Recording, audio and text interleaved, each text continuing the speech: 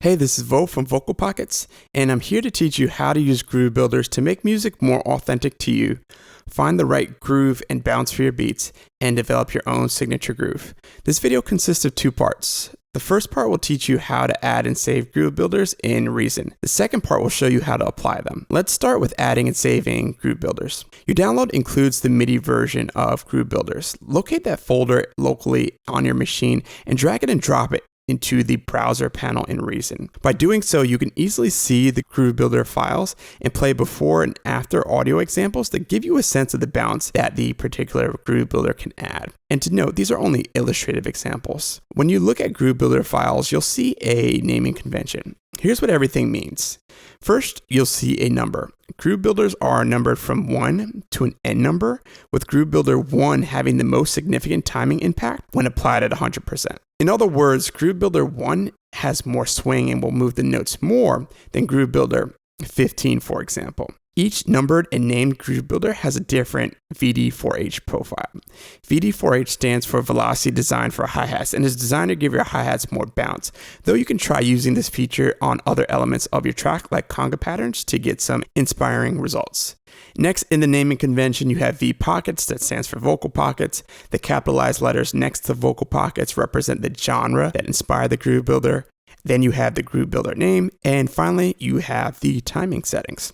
With respect to the timing settings, for many styles of music, 16th note grid quantization will be sufficient. Generally, if you have more than 16 hits of a particular instrument in a measure, you can use a more granular timing setting like 132. Generally, if you only have 7 hits of a particular instrument, you can use 1/8 or 1/16. In short, if you choose 1/16, all your notes are moved to the nearest 16th note grid. If you choose 1/8, all your notes are moved to the nearest 8th note grid. Finally, with respect to the timing settings, if you see a T in front of one of the settings, it means that the groove builder was designed for triplet bass feelings. To add groove builders to Reason is pretty easy, and I've already set some up and it's easy to do more.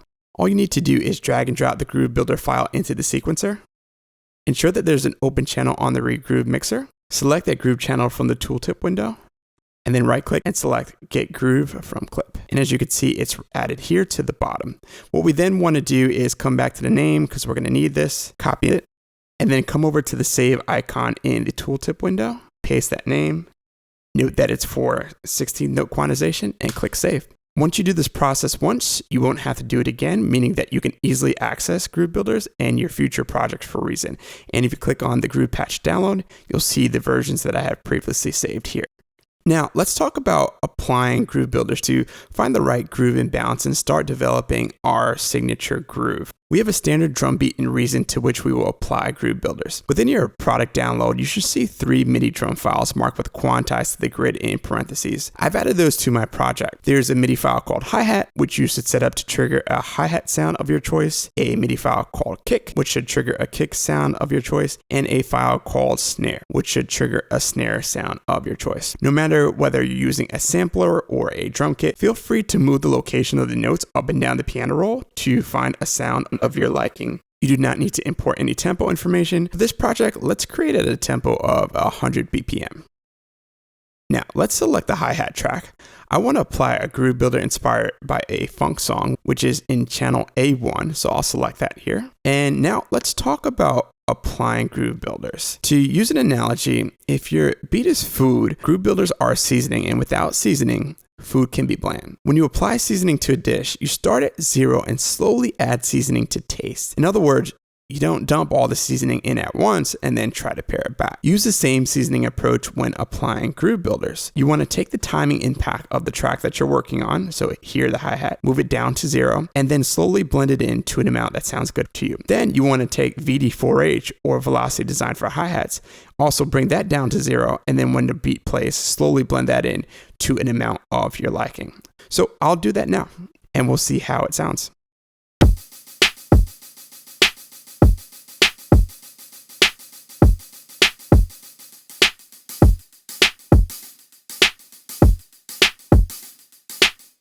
So that sounds good to me. So here's where we started with the beat when it was completely quantized to the grid.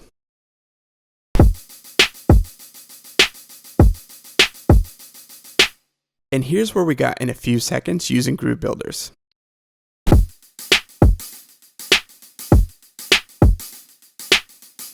Now, we've only touched the hi-hats. Other than keeping the beat as is, there are 4 creative decisions we can make from here, and this is how you start developing your signature groove. The 4 creative decisions are as follows. 1. Uniformity, which means using the same groove builder at the same timing impact for the other elements of your track. 2. Subuniformity, which means using the same groove builder but at a different timing impact for the other elements of your track. 3. Mix. Mix means using a different groove builder for the other elements of your track.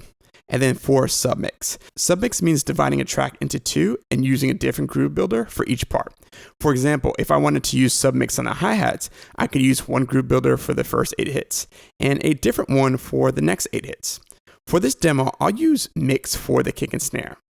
I'll select a groove builder inspired by a pop song and slowly blend that into my liking.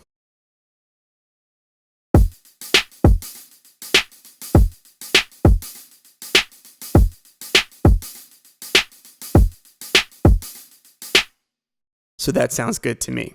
So let's talk about presenting a track to an artist. One way to tell if groove builders are making an impact other than using your ears is to do the Mary Had a Little Lamb test.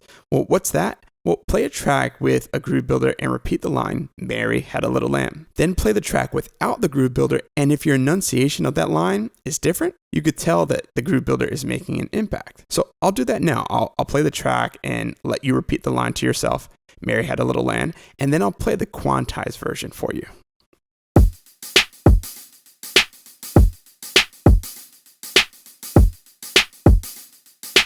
Quantize version.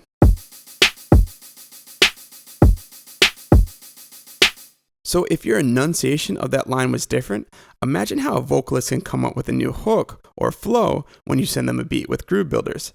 I usually season my track with groove builders until I myself am able to come up with the flow. That way, if I send the beat to an artist and they say, this is cool, I'm trying to figure out what to do with it, I can present a flow to them, which may lead to the next catchy flow or hook. And that way I'm adding much more value to that relationship. And you could do the same when you're using this tool. Something else to keep in mind is if you ever switch samples or add effects to your sounds, you can easily recalibrate the right groove by bringing the timing number back to 0 and increasing it to your liking based on the sounds that you may have modified. You can also use groove builders to vary the arrangement of your song. For example, you can use one groove for the verse and a different one for the chorus or bridge. One other thing that I want to point out about the groove options within Reason is that within the regroove mixer, I usually keep this amount at 100%. You could also turn on pre-align if you like, which will quantize the beat before the groove builder is applied, but I generally like to keep it off and work within the tool window, adjusting the timing impact and VD4H. Now, let's say you're the type of producer that starts with melodies and samples first, whether it be a MIDI melody or a sample from a pack. Those samples and melodies have their own bounce to them, and you can use groove builders to find the groove that's best suited for your samples and melodies. Here's how I do this. I take 16 hi-hat notes and play them alongside with the melody. I apply a groove builder and slowly blend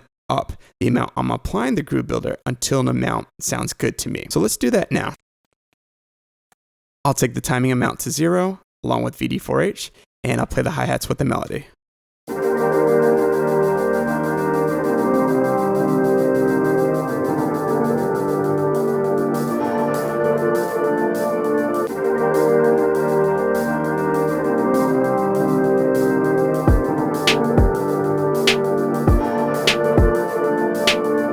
So here's what the beat would sound like if it was completely quantized to the grid.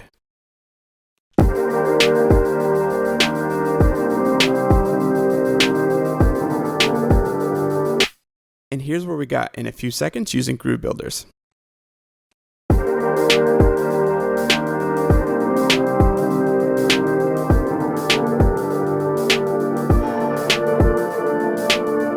Finally, I'll share some additional creative fun. If you use a drum plugin that provides the ability to trigger different samples depending on the velocity of a note, you could come up with some really fun results. Here's an example using Battery 4.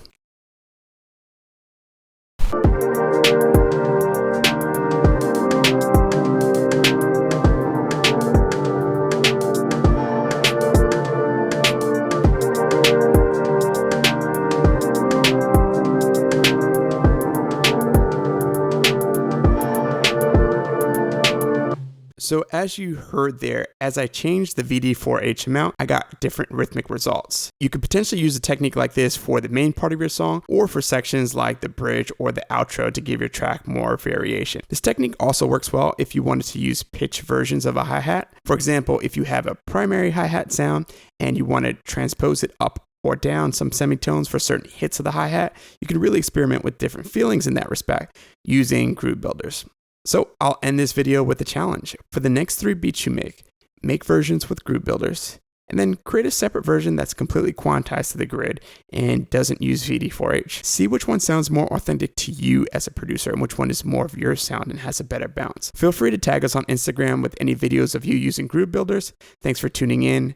I hope that this was helpful, and if it was, please like the video and subscribe to the channel. Enjoy the rest of your day, and hopefully that's spent making music.